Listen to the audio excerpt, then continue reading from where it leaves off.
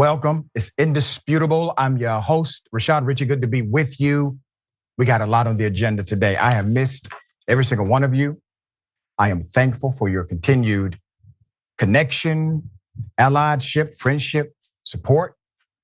I had some vacation time. I was able to spend good quality time with my daughter. First semester in college, and baby girl nailed it. Very proud of you, Sabrina. And also, I'm studying for the bar. So there's that. All right. We got a lot on the agenda. Sharon Reed will be joining us. She has done a remarkable job. Filling in my absence. Always a pleasure to have such an amazing person do so. Top story of the day. District Attorney Fani Willis, the person who is prosecuting Donald Trump.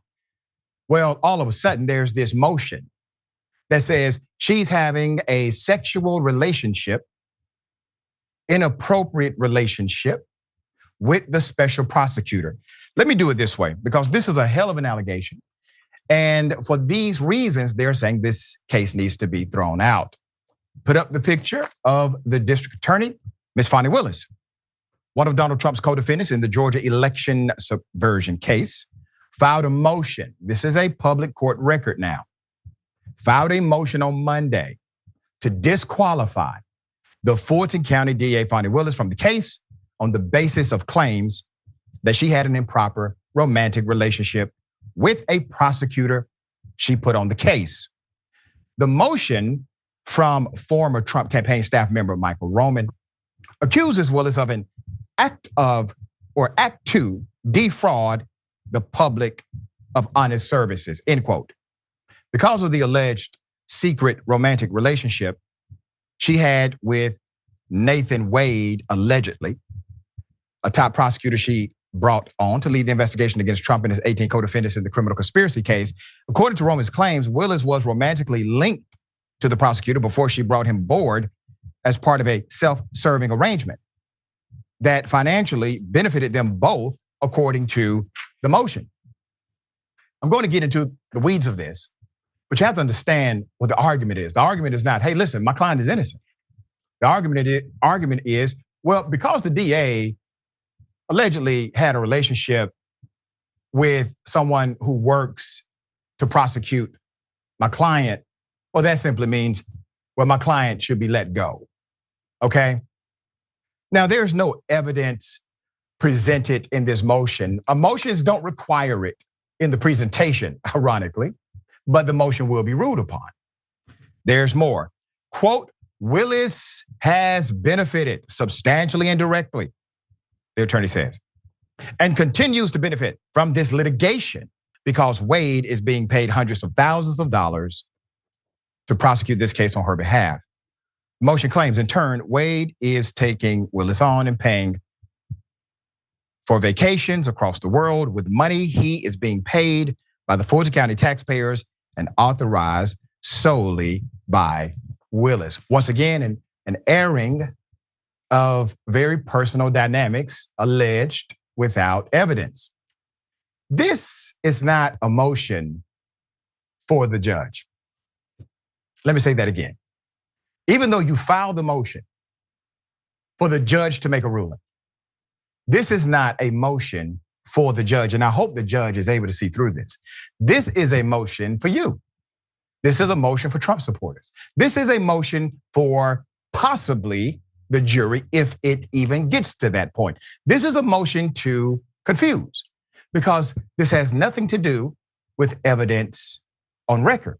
There is no causation, there's no causal link between any alleged entanglement, prior or current, and mishandling of, let's say, a constitutional right, a civil violation, maybe a statutory breach.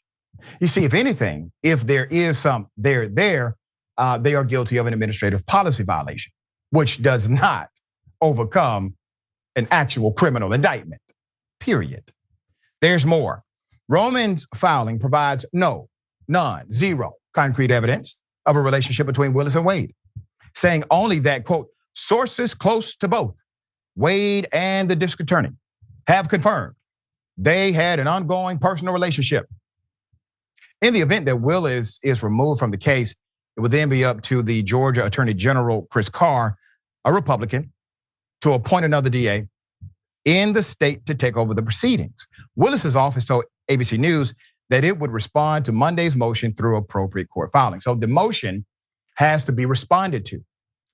It is a frivolous motion at face value because there's no evidence according to the motion. The motion says we've heard rumors. And so we're going to file this motion based on rumors. The judge really should kick it out based on the insanity of the premise presented in the motion. Rumors do not get you to the next level for your client. They're not supposed to. This is a tactic. It also shows their desperation, ladies and gentlemen. Who would continue a parlor trick like this in a real court with a real defendant unless you do not believe in your case? The Fulton County DA has been the target, as you know, of widespread racist abuse following a decision to indict Trump. In an interview with Revolt in September, she said, quote, "I've been called the N-word so many times I don't even think I hear it anymore." Adding that she and her family members have been doxxed by people opposed to her handling of the prosecution. Her case against Roman, in particular, accuses him of being one of the key operatives in the Trump campaign's attempt to use a slate of fake electors who would assert that Trump had won the presidential vote in the state. He has a history of peddling Trump's stolen election claims, falsely tweeting during the 2020 election that Trump observers are being blocked entry to all the satellite voting locations in Philly, and asking, what are they hiding? All of this was untrue, by the way. Roman's filing comes on the day, this is the last day, parties in the case are allowed to file pre-trial motions. Once again, tactic, desperation, strategy unbecoming. Earlier on Monday, Trump's attorneys filed a motion claiming he actually had presidential immunity in the 13 charges Willis brought against him. Once again, not an argument of innocence. It's an argument of, hey, I can't be prosecuted for what I've done. These guys are obviously extremely desperate. Let's talk about the reality of what's happening. You have out of control counsel who put a motion on record that no attorney, no respectable attorney would have ever done without a substantiated claim. An affidavit, perhaps, that's just a sworn document. Anything other than, hey, we heard it on the internet. Because that's basically what you're saying. If you say it's a rumor, there are people that said they did have a relationship. So we're going to file a motion there. No, you look for evidence, but you did not. All right, I'm looking forward to the response. Sharon, you have also interviewed DA Fani Willis on occasion, like myself, and she is a straight shooter. Yeah. What say you about this, insanity that has been filed now? Well, I think you hit the nail right on the head, and just responding to it, I agree with you. I hope the judge throws it out, but probably not going to happen. But just responding to it is forcing her to respond to what is not relevant. What is relevant is election interference. Did you use fake electors? Did you put forth this scheme to try to harm and disenfranchise the people of Georgia? I could care less who Madam DA spends her personal time with, but I hope she's spending it with someone great. But I've had people say things about me on the internet that weren't true. And I told you before, you know this, Dr. Richey, I chose not to even respond to it for years because I don't know her. And why should I play your game? How long have you been a prostitute? Right? It's like that question. Right. Why should she even respond? But we'll see what happens here. I believe she'll be undeterred and she will pursue justice on behalf of the people of Fulton County and really Georgia. Yeah. And I want to say this to some of the critics who pointed out that she did, in fact, deny Trump's allegations about inappropriate relationships. He put it out on his Truth Social account. Well, the difference is that there was no motion. You now have an official judicial motion. It would be completely outside of court decorum for her to respond to that motion beyond the judicial opportunity. The opportunity is there. She will respond according to her words.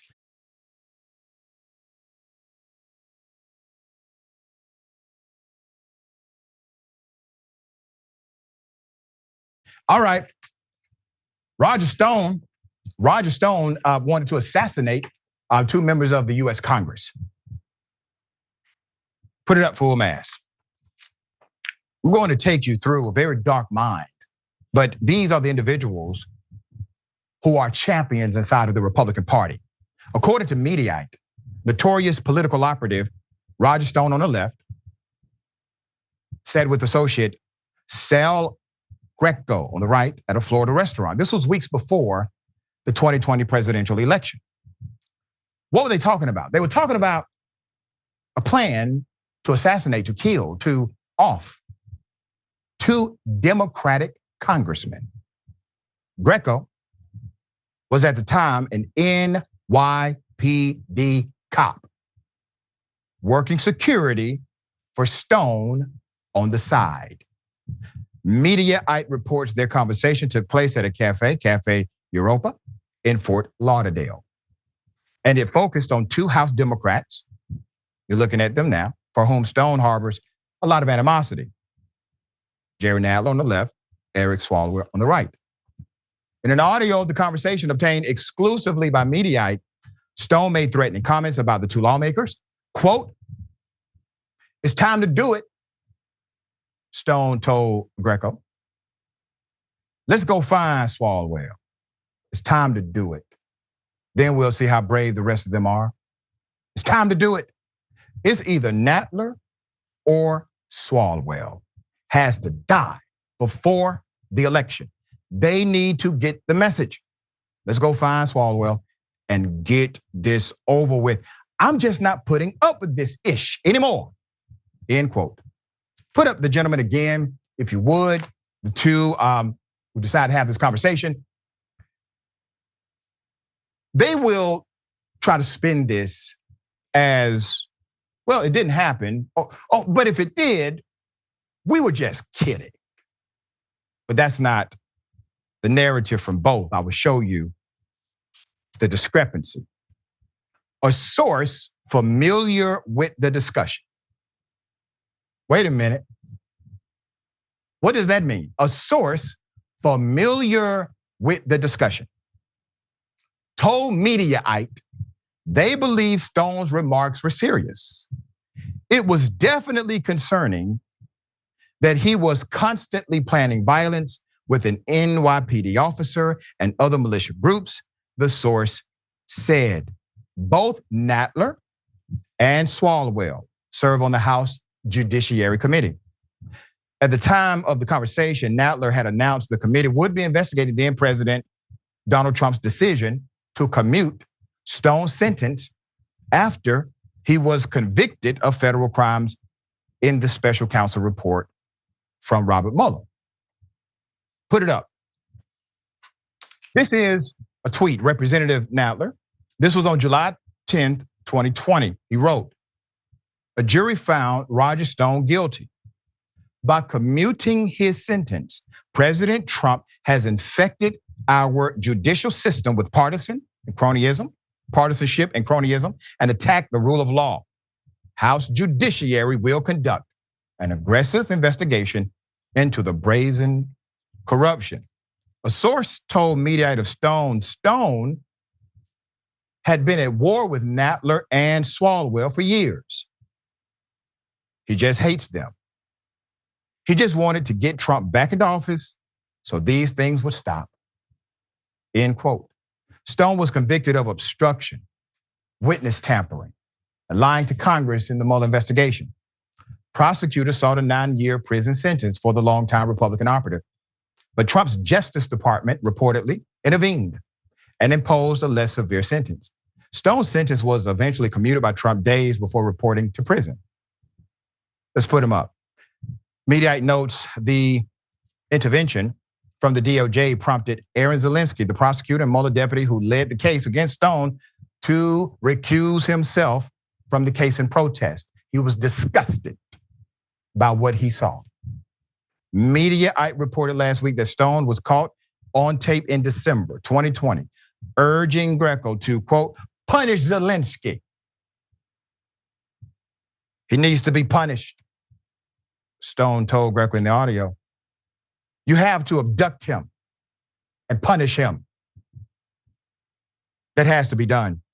It will be easy to abduct him because he is a weakling. End quote. Stone denied making those comments, claiming they were generated by AI.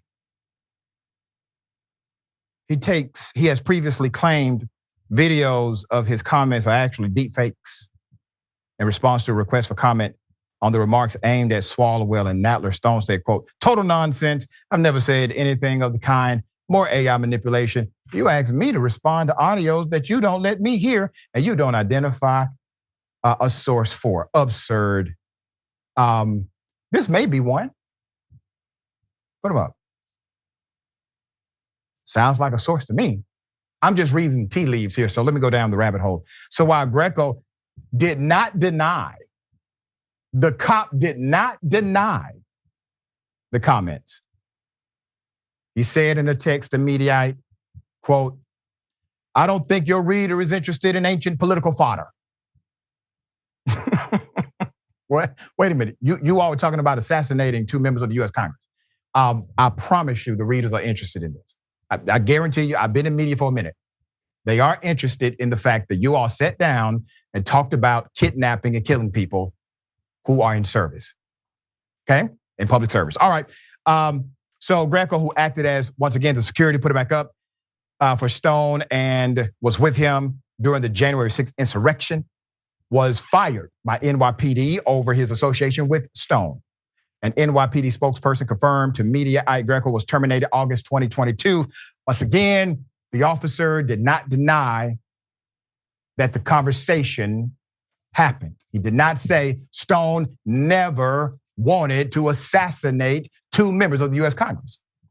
It sounds to me, it seems as if, and maybe I'm wrong, I'm not a cop, but if you're the police and somebody says, were you involved in a conversation where you discussed assassinating someone?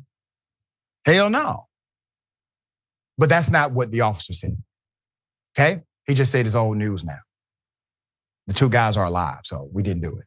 I added that part. All right, Sharon, this is a hell of a bombshell. And the fact that Stone allegedly is so calm about it and so very much so directive in his proclamation about doing something so extreme leads me to believe this guy has, this is not his first time around the block. No, I think you're exactly right, by the way, about how that conversation went down. It's as if you're a little fly on the wall there, Dr. Richey. But Roger Stone comes across as this nutty caricature who everyone who is not in the basement perpetually playing video games in their underwear, owing their parents the $150 a month rent that they're supposed to pay, we should just ignore him. But he's a very dangerous person.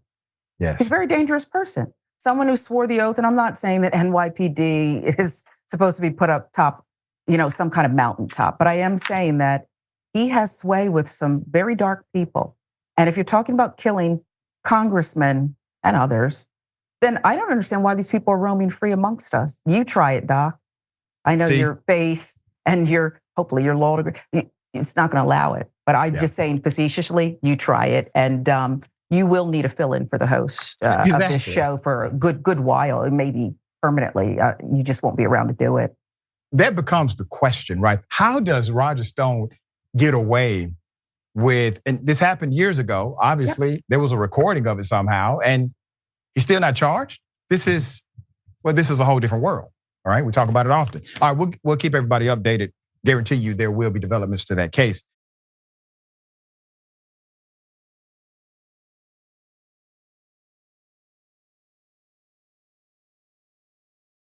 Once again, racism strikes Black family, okay? Hateful, bigoted messages, spray painted. Put it up full mass. So sad. This was in San Pedro, California. A Black family is now terrified after finding their car painted with racial slurs, vandalized for the 3rd time in 2 years. This is called a target.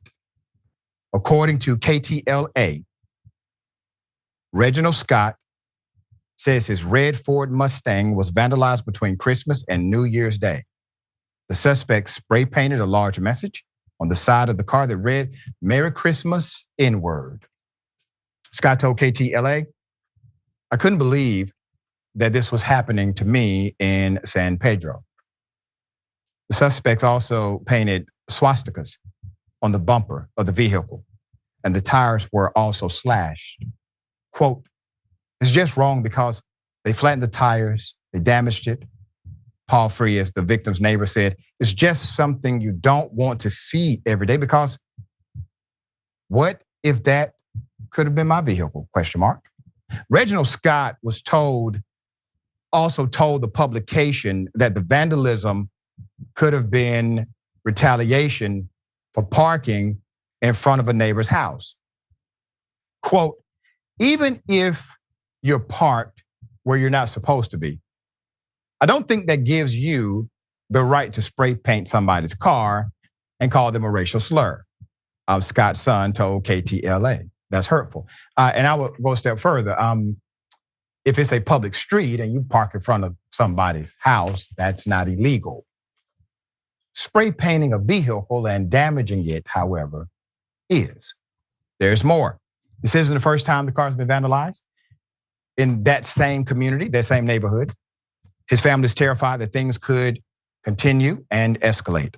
Scott told KTLA that he's been targeted twice before by vandals, including someone setting his truck on fire 2 years ago. He also told a story from Halloween about getting his tires cut once before. "They cut my truck tires and sprayed some stuff all over it to where I think they're starting it up and we're starting to get scared because being around here," said Scott. Scott's wife worries that vandals could get bolder and says she's very concerned for their children's safety. She doesn't want the doors to be unlocked, Scott said. She's pretty much on high alert. Scott has filed a police report in hopes that the police will catch the suspects. In the meantime, we can help this family, right? The family has created a GoFundMe to repair the damages to the vehicle, help the family cope during this stressful time. I encourage you, do the very best you can. And even if they have some extra, they can at least take out the children so that there's a good memory during this time, all right? Very sad, but this is a reality we live in the United States of America. Now, this is a very simple community dynamic. When I say community, I mean community government, community and government. If this continues to happen, and according to what we have here, this is the third time in a short amount of time. I'm pretty sure it's not the only time it has happened in this area. There's a criminal reporting database that should have that information. My point is this: the local police should increase security, increase their patrol, maybe put a camera somewhere that would allow them to see cars that enter, exit in a particular place that has crimes like this, so that you can make an example of racist people who decide to attack individuals just because they are. See, that's what makes it so extreme. That's what makes it a hate crime, because they are being attacked typically based on one thing: existing. All right, Sharon, thoughts here. Yeah, and I don't think this is a lone wolf type crime. And by that, I just mean that the person who did this was not alone. And I think it wouldn't take but a first year patrolman to figure out who it is in this probably close-knit community. 2 years ago, the car set on fire. This is domestic terrorism. And yes, it's a crime against this family who was targeted, this Black family, but it's a larger crime against the Black community. And it needs to be treated as such. Find the perp. And I hope there's a local ordinance that says you can no longer live here.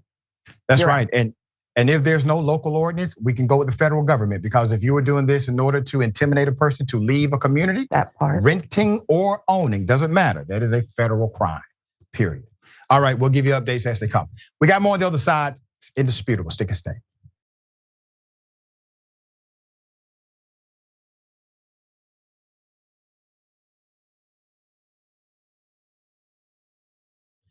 All right, but I got a treat for you in the meantime. Ladies and gentlemen, I wish Karen would. You want to call the police on them for having a barbecue on a Sunday. I feel free! Back off! I'm going to tell them there's an African-American man threatening my life.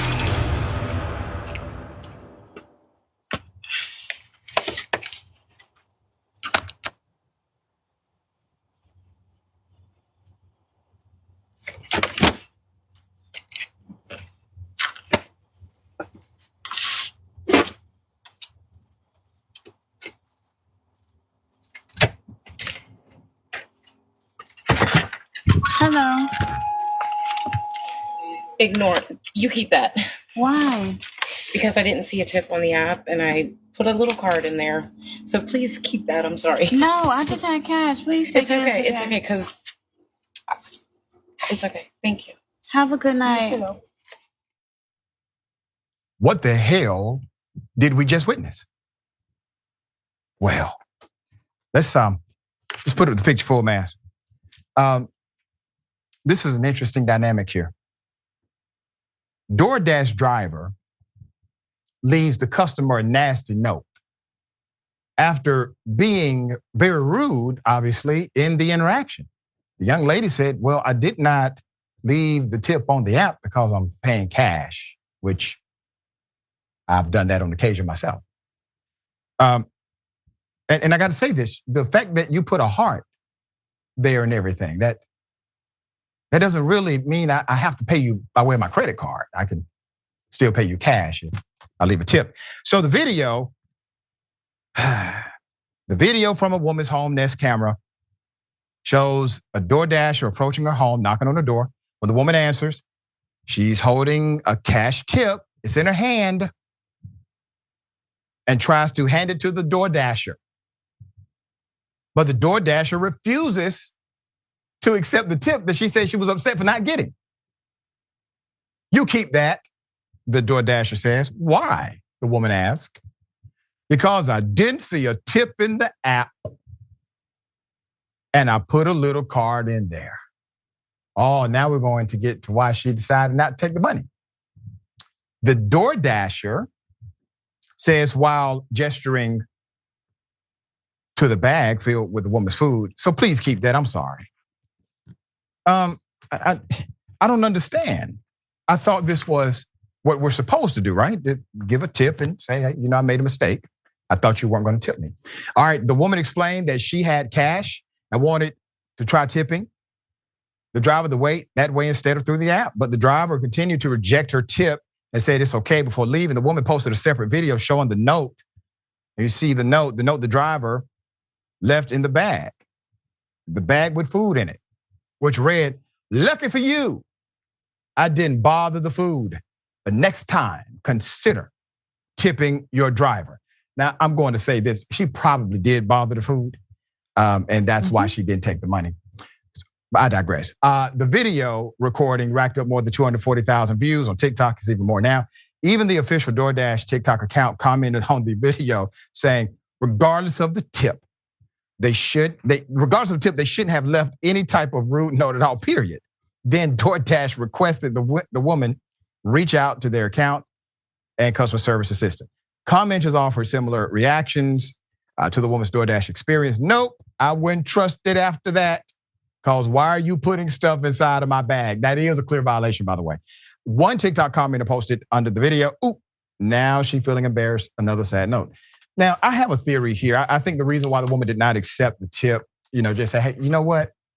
My bad, I'm sorry. It's been a long day. We all understand, I'm serious about that. Like people have rough days and you have to deal with a lot of individuals. And she seems to be the kind of person who would have understood because she had no adverse reaction to when the individual from DoorDash was rude to her. None. Here's something to consider. When there's an opportunity to say, I'm sorry, that's the human part. See, that's the part that makes you strong.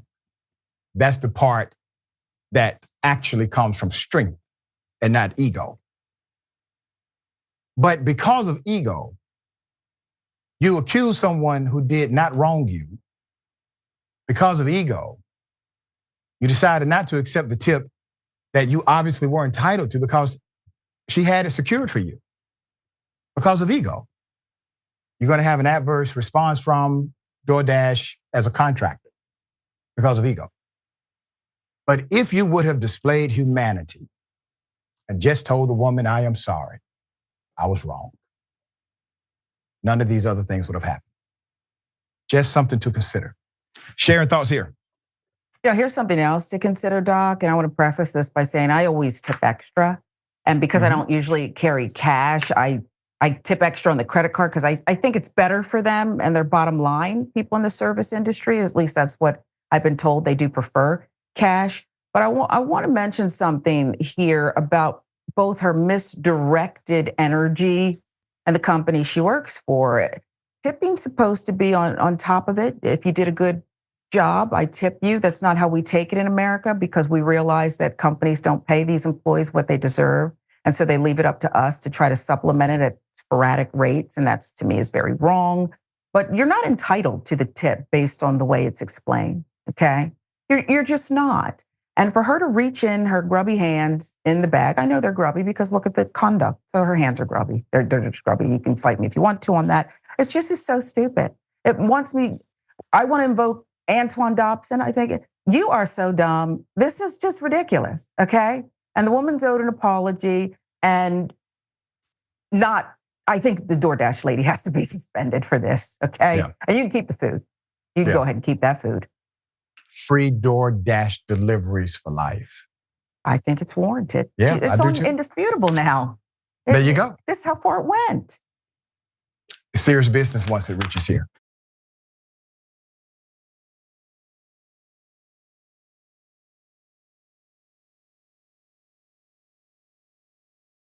Double dose. You want to call the police on them for having a barbecue on a Sunday. I feel free! Back off! I'm going to tell them there's an African-American man threatening my life. This dude tried to cut the line for the Starbucks ex-Target Stanley Cup, but we were not having it. No. And then you said you're going to protect me. So I got over here because I didn't want to you have to get to the end of the line. There was no line. There is a line. You were in a circle over here. Because we already knew our place. But it doesn't matter. You were talking. Can somebody call the police and get this? We know, right. And you're not getting in. You're not getting in first. Okay, we will talk to management. That's Go ahead, talk to him. Yep. The hell is your problem? Like, what's our problem? I'm like, Because everybody here is all respectful of each other. The people who are in the back of the line, they're not up here insisting. There is no line. There is a line. Ask everybody You here. made a line. No, there's a line. Yes, but you know what? They respect that. They respect that. Target wanted a line. They wanted a line. There is. And they're inside watching everybody. Okay. The lady in the beige pants ended up hitting the call button to get a manager to come outside. We heard you guys. Come on now. I understand, but there was no line. How is there no line? There's all these people. It was a circle. All right, it was a circle, but we were still standing in front. Obviously, everybody here. Hey, cops. We're not arguing. Yep. Absolutely not. I mean, he came out in the spirit of an anti-care. Hey, not arguing. What is this about? It's about a damn cup at Starbucks. Listen, I did not know about this. I didn't understand it. I had to research it. There's more. Yep. Absolutely not. Nope. It will not be a thing. Yep. I don't know who was here first. He is. Right along the line. He came up after me. Okay. And I knew my place. When did you get here? I got here after the blonde. Okay. No. So No. wherever you were. Because everybody watched you and said something to you. I was here You after might have always hit. Let's get this going. 1, Are you serious? 2, oh, it's in chronological order. 3. I was number 8. Thank you. Nope. No. We were let in at 8 a.m. sharp. Oh, that's real good.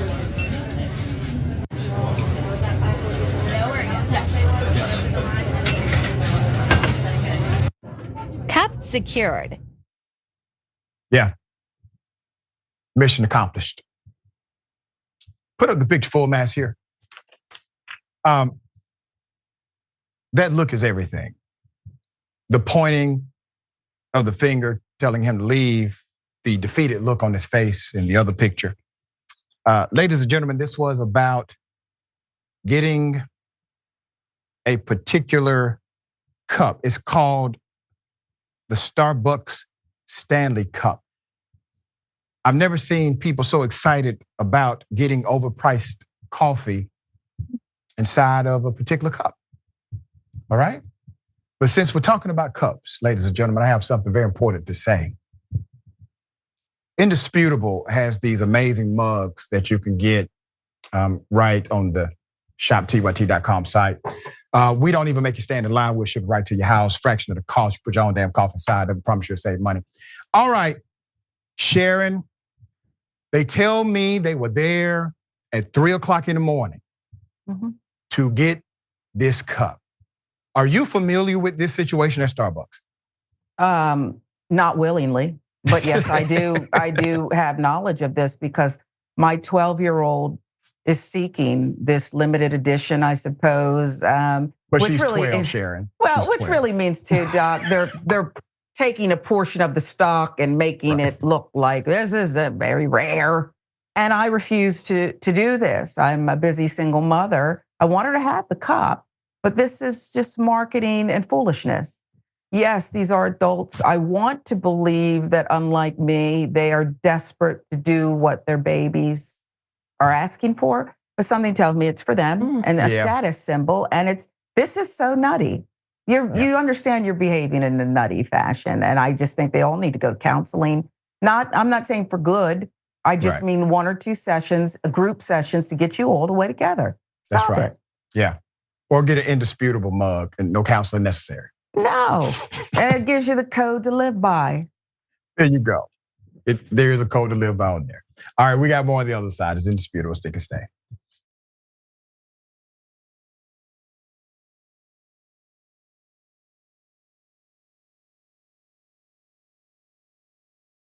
All right, welcome back. We have a lot of show left. Let me read some of these amazing comments. Thank everyone for joining the convo. All right, Kyle CH. Congratulations to your daughter and to you, Dr. Rashad Richey, soon to be Esquire. Well, thank you so much. Next TOT reporter. Ladies and gentlemen, TOT members, the doctor is in. I'm back, yes. Thank you. I am sorry. You can't hold me responsible for trying to overthrow the government because those people bump uglies. That's basically the argument. And it's not even they bumped uglies. I heard a rumor they bumped uglies. It's insane. Alexander Supertramp. I guess she didn't want a tip. Oh, well. I mean, how do you walk away from that with dignity intact, right? You got to think about it when you get in the car. You accuse somebody that did not wrong you. You then probably did something, malicious to their food and you left a nasty gram. C. Michael Henson, thank you, C. Michael. How did the driver get the note in the bag? That was my question. Isn't the bag supposed to be sealed? Yes. I'm worried about the food. Welcome back, Doc. I hope the young lady did not eat the food. I really hope she said, you know what? She got inside the bag. I'm not eating food. Donald Trump's 116 indictments. A member for 17 months. You deserve the vacay. Welcome back, Doc. Congrats to your daughter's first semester. # crush it. Thank you so much for that. Gabby Mathis, member for 19 months. Glad you're back, Dr. Richey. Hearts, thank you. Scott Smith, gifted 5 indisputable with Dr. Rashad Richey memberships. We thank you. And Twitch. Love 18 white girl. Roger Stone sounds like a generic Bond villain and looks like him. Looks like a generic Bond villain as well. Great observation. All right, well, we knew this was coming. Donald Trump, former president of the United States, refuses to sign a pledge saying that he will not overthrow the US government. Hell of a thing. Put it up full mask. This is actually normative. It's a procedure. Everybody does it. But now there's all of a sudden some, there's an issue if somehow Donald Trump wants to be president or dictator. Because he signed the agreement last time. No issue. All right. WBEZ Chicago, with the reporting, President Joe Biden's campaign on Saturday condemned Donald Trump for not signing the decades-old loyalty oath in the state this past week, in which candidates pledged against advocating for an overthrow of the government. I thought that was already something you should believe in. Democracy. You're running in a democracy, you should believe in it. All right, the campaign statement came in response to a prior report earlier Saturday that showed Trump did not voluntarily sign the oath as part of his package of ballot access paperwork. That was submitted on Thursday in the state, is through the State Board of Election. WBEZ Chicago notes the omission coming just days before the 3rd anniversary of what? The terrorist attack, January 6th. Obviously, there's the nod. This is a departure from his presidential runs of 2016 and 2020, when he signed the oath both times, okay? Let's keep that up for just a moment. I want to say this. The oath is not a real oath. And that's the unfortunate part. It's a piece of paper, has absolutely no legal power. They do not make it required in the state. It's part of the ballot access forms. They should make it required.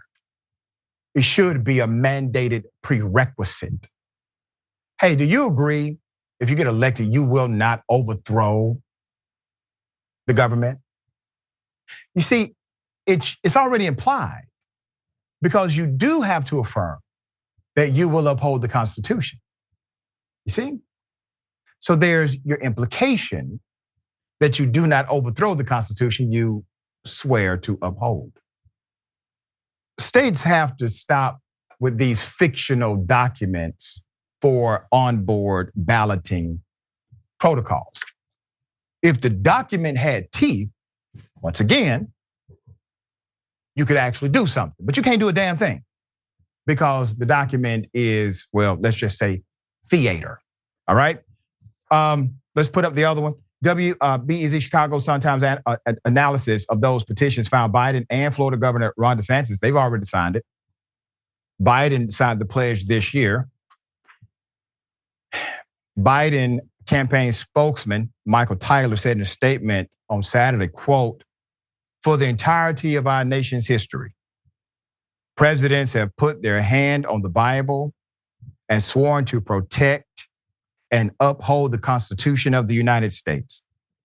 And Donald Trump can't bring himself to sign a piece of paper saying he won't attempt a coup to overthrow our government.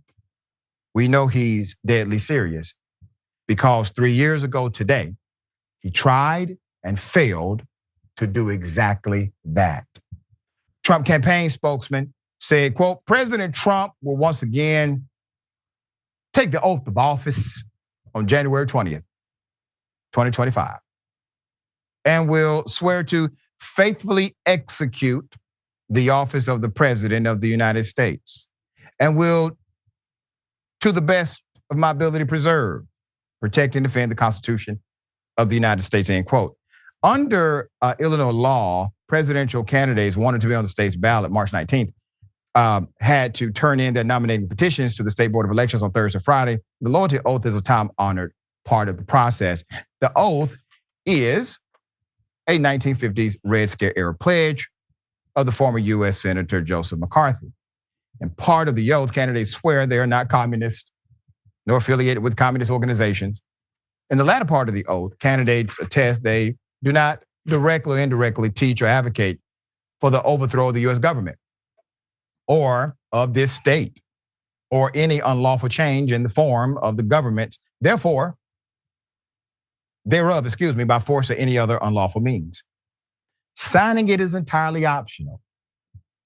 It's entirely optional. It's probably the most important document when you look at all of the technical things you have to attest to, right?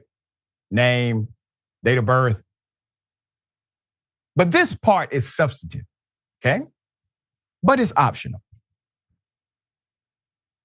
After federal courts ruled it to be unconstitutional on free speech grounds.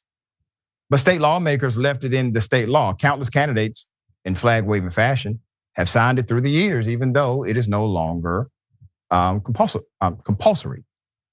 It's not clear why Trump chose not to sign the oath for the 2024 election cycle, a time when his nominating petitions are being challenged on grounds that he is allegedly disqualified to run by the 14th Amendment. That section of the Constitution bars insurrectionists from seeking public office. And while WBEZ Chicago says, well, we don't know why he did not sign it. I know why he didn't sign it, and I think many of you know why he did not sign it. He did not sign it because, once again, he's giving red meat to his base, his political base, because they want him to be a dictator, to be king. They don't want him to be president. It's too many rules, regulations, bureaucracy. I find it quite ironic that the same people that told us the Constitution was great, the Constitution must be upheld, are the same people literally saying today, we no longer want the Constitution. The reason is because they see that people can utilize the Constitution in order to gain access to things they traditionally mastered and had access to without earning it. They don't want an even playing field. They would prefer to have the rules skewed in their favor. And when people learn the rules of the game, instead of being fair, they decide to change the rules again. Let's put them up. WBEZ also notes state election records show Trump's other GOP opponents, former South Carolina Governor Nikki Haley and former New Jersey Governor Chris Christie, did not sign the oath either. Christie, however, signed it during his 2016 presidential run. We need answers. Yeah, because especially, the anti-Trump guy was a mistake. All right, Sharon, hell of a thing. Never thought we'll be here, but we are here now. Yeah, because we didn't clean it up the first time. Maybe Christie's saying anarchy for one, anarchy for all. And Nikki Haley's a disgrace. That's what happens when you have a low bar. You have someone who is indicted how many times now at the top of the ticket, presumably so, that will occur. And then everybody else who's not as bad is viewed as some kind of hopeful. Couldn't even answer about slavery and the Civil War. That's how low the bar is for some. So I think he didn't sign it because he doesn't mean it. He's threatening us again, and there will be another insurrection. And who knows if we'll be ready. Yeah. And that's what happens. You talk about Donald Trump being at the top of the ticket, where he becomes the standard bearer. And he can't bear the standard. And so what he does, he shrinks everything around him, including candidates that run against him. Now, all of a sudden now, they have to be smaller in their leadership because Trump has, got the drop on them. All right, we'll keep you updated on it.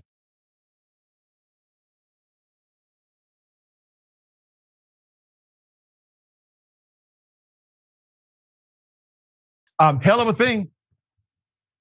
Isaiah Washington bombarded by bigots during an online chat. I'm going to explain what happened. Hell of a thing. Let's go to it. You. We don't need the black vote. You're the most useless vote in America. You know why Trump got elected? Because of the white vote, you stupid skin. So the vote and. Oh, wow, this is lovely. White power! Bitch. Saint KKK. Fuck. You're not a bot, K so dang. Where you based at, KKK? Don't worry about it. I'll be at your doorstep when I want to, bitch. Oh, really? I'm at 36. 36. You don't know your own address? Right. Come on. Yeah, what you working with, KKK? With the Klan. We're everywhere now, bitch. We ain't from the South. No. I mean, bitch, we're everywhere. What do you use to get your continuity of fire? What firearms do you work with? Don't worry about it. You'll know when you know. Please don't tell me you're a Republican. I'm not Republican. I'm a far right, racist hater. So yeah. This is right. Let me break you down to reality. Here's the thing that you stupid don't get. Both Democrats and Republicans kiss black ass for a living. We're talking about a completely new political overhaul. Like in the future, white people are going to openly hate the same way I hate. What you don't understand is you're getting it easy right now. Like in 10 years, you are going to be begging for the old. I promise you that. You're not getting no damn reparations. You're getting a bullet. That's all you're getting. You ain't getting no goddamn reparations. You ain't getting no land. You ain't getting no vote. You ain't getting. Put up the picture full mass. I'm going to take you down an interesting zigzag here. On January 4th, actor Isaiah Washington hosted X Spaces discussion on conservative Mark Davis having more influence on the black vote than Charlemagne the God. Now, obviously, our dear brother has lost his damn mind. Okay? towards the last half hour of the discussion.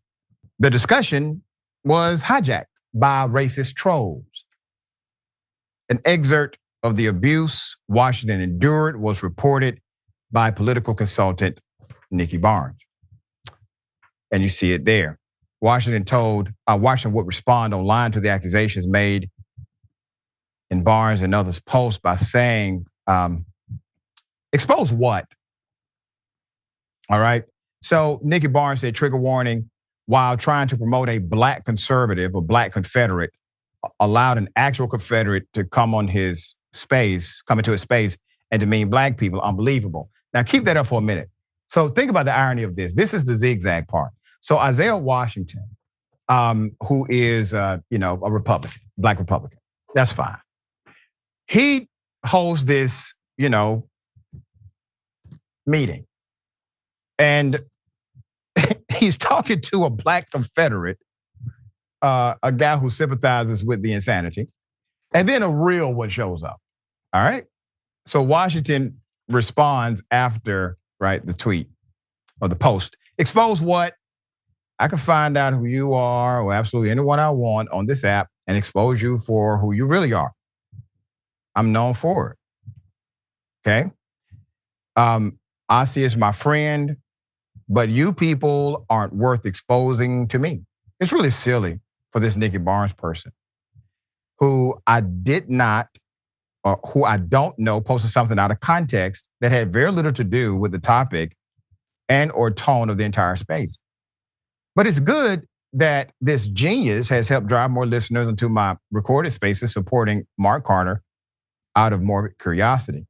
Do you not find it ironic, sir, that you have found a way to talk about everybody in a negative context but the person who called you the N-word? Have you considered why? Have you considered why did you allow that person to continue to hijack your meeting and demean you in front of your friends, take away from the context you were attempting to provide, even if I disagree with it? At least you were providing content and context. He took that away from you. Leslie Weems of the Democratic African American Women's Caucus would then ask Washington about the context. So how is that person calling you every racist name but the child of God out of context? I love it. You want to come for a black woman for sharing how a white racist talked to you like your name is Kuta Kinte and you basically yes mastered to him? Be for real. That was a well said, madam. So then the response from Washington. Oh, so you're the Leslie Shield that Mark Carter has no respect for. Got it. I see you now in your tweeter, that's how he spells it. Tweeter game is weak, hon. I'm here for it in the new year. Great way to introduce yourself. Sir, I'm concerned, man. Where was that energy for the racist SOB calling you the N-word? I mean, Isaiah. There's more. After further back and forth, Washington will post this. It's the internet, hun. My network of law enforcement and federal agents have already identified and reported that imbecile. I get idiots and bigots kicked off of their multiple burner accounts all the time. In fact, I am having you looked into as well. This is just getting worse. Keep tweeting me because your experience would definitely change coming from me, my dear. Now you try and keep it classy, okay? Nothing to see here but your enormous forehead. What a waste of human energy. Damn, son. Could you have just taken 10% of that and talked to the racist like that? Because he pulled your card, sir. You all polite to him. Well, sir, I mean, what kind of arsenal do you have? The man said he was going to pull up and kill you. That's what the man said to you. and you want to know what kind of bullets he's going to do it with. Sir, you have a problem. You go off on black women, okay, because they have an opinion adverse to your silly ass. You go off on black women and let the racist man hijack your meeting and call you the N-word over and over again, and you want to know what kind of bullets he has. A reply came, trust and believe, she says, that you do not scare me. You need to be scared of the KKK person who said you needed a bullet in your head. And then this is what happened. Okay. He blocked. He blocked her. Was this his band of federal agents that did this? No. He just hit the block button on his phone. What he should have done to the racist. Sharon, I'm so disappointed in this brother, but I'll let you opine. What can this black woman say that another did not already say? Okay, it's he's unwell. Dr. Richey is what I want to believe. Isaiah Washington is unwell. He is very much afraid and flabbergasted. He couldn't even get his own address correct when the KKK purported white supremacists punked him. Okay, called him out and said, this is how it's going to be from here on out. I advise him to sit down with his mother if they're in touch, if she's alive, and look at her and then get in front of a mirror, because there is some self-hatred going on and some lack of identifying appropriately. He needs help. And I don't know if even 10 minutes with you could help him. Your time's valuable. I don't know that you could help him. This is going to be a long uphill battle. Yeah. All right. I hope he can be helped, because this was just insane. I didn't know the brother was this far off the deep end. Sharon, thank you as always. You did such a remarkable job filling in. Always a pleasure having you on the show. Did you see the shows, Doc? I don't know. Oh, goodness, yeah. Come on now, how can I not see the show? My algorithm is full of it. But, okay. Well, I did my best. How about that? And I appreciate you always. Thanks for allowing me to sit in the chair. Thank you so much. Tell people I think follow you, check out your great work. Continue. TYT Sports, at Sharon Reed Live across all platforms. In the Black Network, Real Sharon Reed. We'll have another show that drops this Thursday. I hope you'll support us. Absolutely. We're looking forward to it. Always a pleasure. Thanks. All right. The bullpen is next. Stick and stay.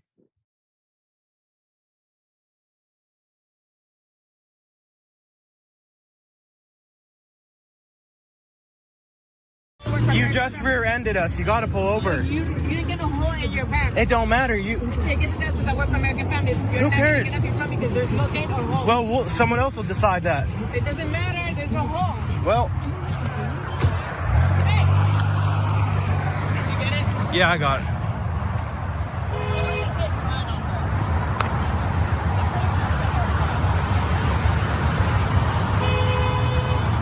There she goes. Ma'am, you say you work for an insurance company. I don't know why you said you work for an insurance company. I'm sure that insurance company is not happy about hit and runs. So this woman who allegedly ended the driver recording her, claimed, rear-ended the driver, claimed to work for an insurance company, driving a car with temporary tags. And as she drove away, damn near hit another car, as you can see in the photo. Let me tell you why this is a real what in the red state hell. If it is a nothing burger, as you have suggested, a minor fender bender with no actual physical or structural damage, that means it's okay to exchange information. Call the police if you choose, but at least exchange information. No skin off your back. You work for the insurance company. This is a big nothing. But the hit and run is a big something. That is an actual criminal offense. Now you're outside of the realm of citation or ordinance and into the realm of statutory law. All right, Sharon, this was so avoidable on so many levels. Now the real crime is her trying to avoid the ordinance violation. Yeah. And there's, like you said, no need for this, okay? And I don't know which insurance company she works for, but I can narrow it down as either the Gecko or the We All See It people. It's not Jake, okay? It's and not the company he keeps. Jake, she definitely don't work for that one. But this is just, why are you doing this, lady? It's very annoying. And we're in a time in America where people just do whatever they want and then actually are stupid enough to justify it. They actually will sit there and argue you down and justify it. Probably the Gecko is what I'm guessing. All right. We'll bring you updates as updates come. Indisputable is still the fastest growing news show in America. We tell the truth on Indisputable because the truth is indisputable. Listen, no matter what you do, don't allow the politics of ideology to evaporate the soul that still exists inside of you. They don't stop, I don't stop. Racism won't stop, I won't stop. Systemic bias won't stop, I won't stop. People still need criminal justice systems reformed, so I won't stop. You won't stop either.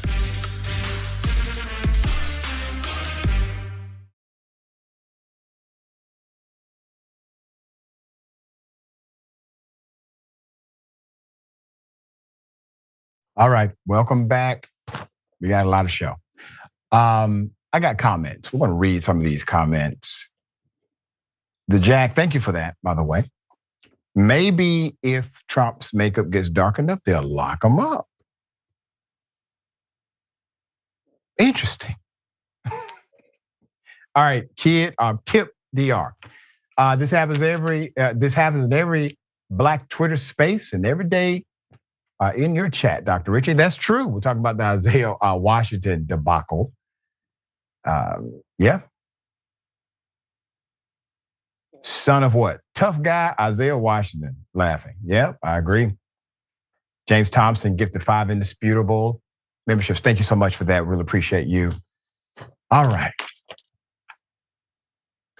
Ladies and gentlemen, welcome to the bullpen.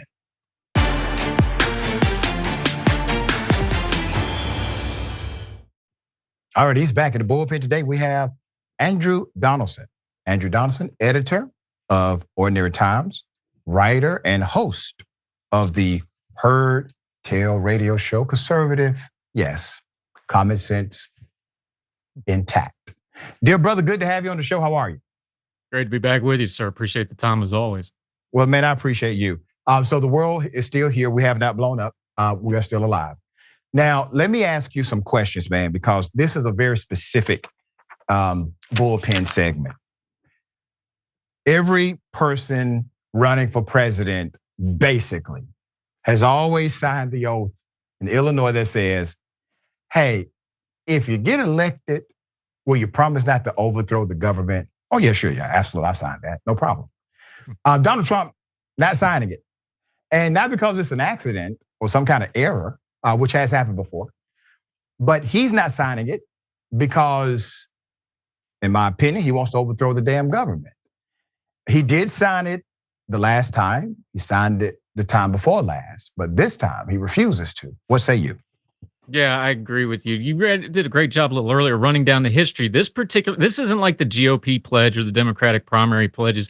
This was enshrined law. It's still in the law. It doesn't have the teeth you were talking about because the court struck it down. Not just this one. There was a real famous case in Ebersol out in Arizona, Indiana. Actually, if you remember the old Blues Brothers joke about the Illinois Communist Party, this is what it's actually from. Yep. It was the Communist Party that sued about this and was struck down on constitutional grounds.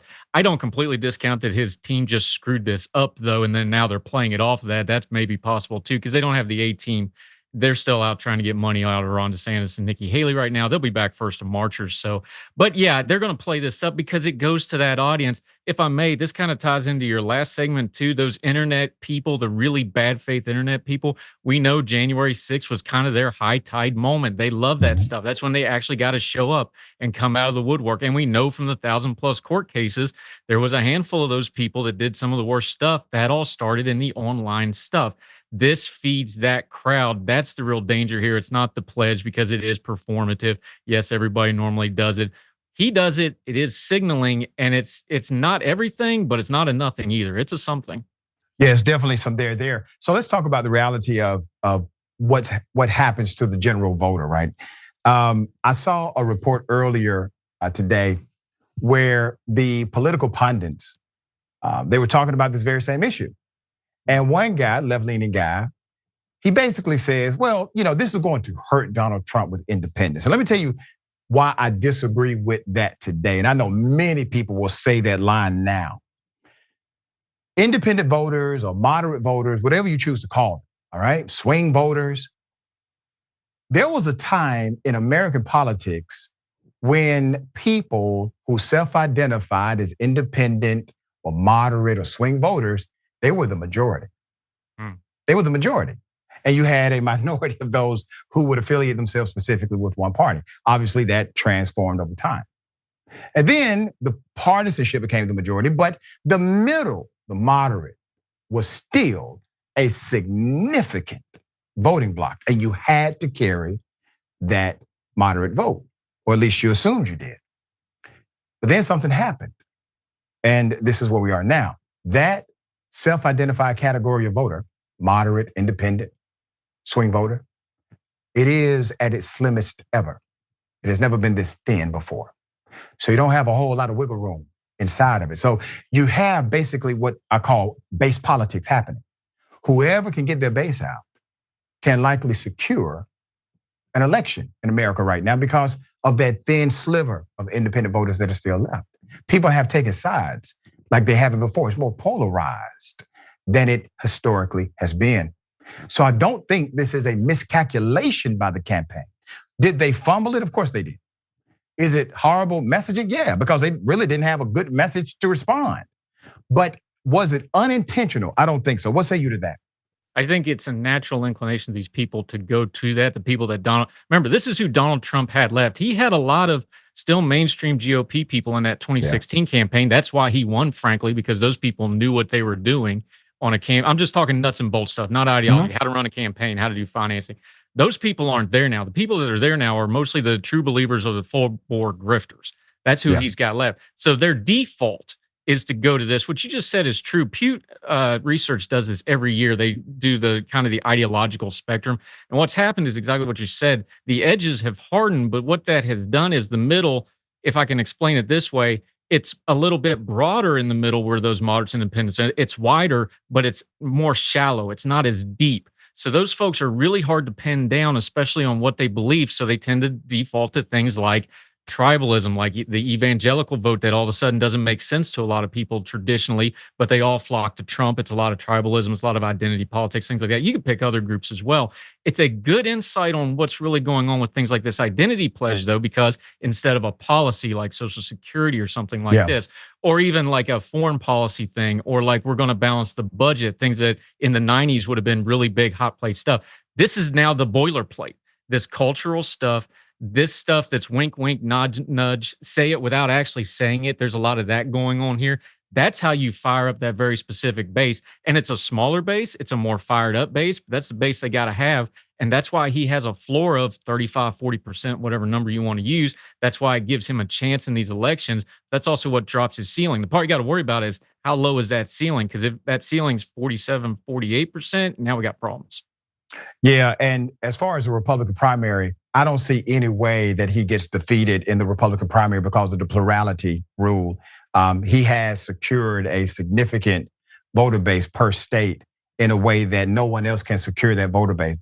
You don't have people who are Trump people, like diehard Trump people, but they're also Nikki Haley people, possibly DeSantis people. His people are his people, right? And as long as you have so many people running, you're going to split the base for everybody else, and he consolidates his base, and he then wins based on that rule, because naturally in a Republican primary, you don't have to win 50% plus one. Let's talk about what happens to America, all right, as a country, because let's say the worst of the worst, right? Trump gets the nomination. And I actually think there's this other part that's brewing, and that's his prosecution. He gets the nomination. He gets successfully prosecuted, meaning a jury finds him guilty. And by the way, dear brother, I do believe a jury will find him guilty because a grand jury, multiple grand juries, they have found him at least liable enough to sign affidavits swearing, saying, you need to go ahead and search this guy. You need to investigate him. You need to find more evidence, right? They signed those search warrants. So I do believe a jury can convict him and probably will convict him. And that sets up another problem. And that additional problem is, well, once you become a convicted felon, you cannot hold a position of public trust while you are under that sentence. You also cannot vote in the vast majority of the states in this country while you are under that penalty. What is the constitutional argument that they will use to say Donald Trump still gets to break the rules that no one else in those respective states, as citizens of those states, have ever been able to break? How can Trump break the rule if he gets just one felony conviction? Yeah, that might be the ultimate backdoor way to work on felons getting their voting rights back. We'll talk about that some other time. You know what? And I've said that before. Care about that, but right. All of a sudden, everybody who has a felony conviction should vote now, right? Yeah, it's all of a sudden all these GOP operatives have realized that people get railroaded through the justice systems. Like, welcome to the party. We knew this. What you're saying is kind of one of the very oldest things in all of law. You can go all the way back to when we first, Hammurabi probably had this problem if we had enough data to do it. Law's only as good as you can enforce it. The problem is going to be an enforcement thing here. And the argument is going to be what you just said. Is like, well, he's Donald Trump. He was unduly convicted. It wasn't fair. He was real. We've already heard this for 5 years. We already know what the argument is going to be. You're probably, if everything holds up the way it looks, you're probably going to have a split Congress. So probably the Democrats will get the House back. They're probably going to lose the Senate, or it'll be tied one or the other. So Congress isn't going to be able to really do. But who's going to enforce this law if he becomes the president and has some conviction? I would defer to my friend Andrew Fleshman, who is sometimes a colleague, very brilliant lawyer. He put out yesterday when they were talking about some of this other legal studies, like, for somebody that would have just charged him with a simple felony misreporting of fact or government fact or lying to the government, something just open and shut case, simple to do it. He's like, we're kind of overshooting some of this stuff. Just get a simple conviction and go from there. But that's the problem he brought up with that is you get a simple conviction. Then what do? How much of a conviction? Oh, this is a minor thing. This is not a minor thing. That's going to be the argument. You have to enforce the laws to have laws. Donald Trump doesn't like to be enforced. The system has held so far. It held on January 6th. I'm worried about it too. We'll see. The best thing to do, though, is for him to not win office in the first place and avoid it. Probably ought to think about it, though. Yeah, and I got to say this. I did not see Republican legislatures changing their rules in case this scenario happened. And typically you would see them make at least some motion that we need to change the rules for presidential elections if Donald Trump gets convicted. Because as it stands right now, if he does get at least one singular felony conviction on his record, as state law stands, without them calling special session, as state law stands, he doesn't get on the ballot. And I don't know how you overcome that argument legally, because the court, they have a very limited opportunity here to help him if they wanted to. One would be on constitutional grounds, but we already have solid case law saying states have the right to do this. Second would have been on statutory grounds, which means you would have had to change the law prior to the election. So what argument would they make other than a non-argument and simply do it by force? Yeah, and that's the scary thing, because we saw on January 6th that there will be a few people. It was luckily a small handful that will go to a call of force. It's something we got to pay attention to. That's why this online stuff actually matters. You got to pay attention to these extremists, because this stuff gets stoked up. Again, the institutions hold if the election all goes well, but Donald Trump's always going to be the live wire outside the system until he defeats it enough that people lose his interest, or he passes off the scene naturally. We'll see which one comes first. All right. Listen, man. You are a conservative voice, very powerful voice, very respected voice. We appreciate you always coming to the table with an actual conversation, no gaslighting. We don't agree on everything. We don't need to, but I appreciate the spirit in which you approach life and politics. So thank you, dear brother, for all you do. Anytime. Always happy to be with you, sir. Same. All right. Remember, take care of yourself, take care of each other, take care of the planet. Remember, the truth is always indisputable.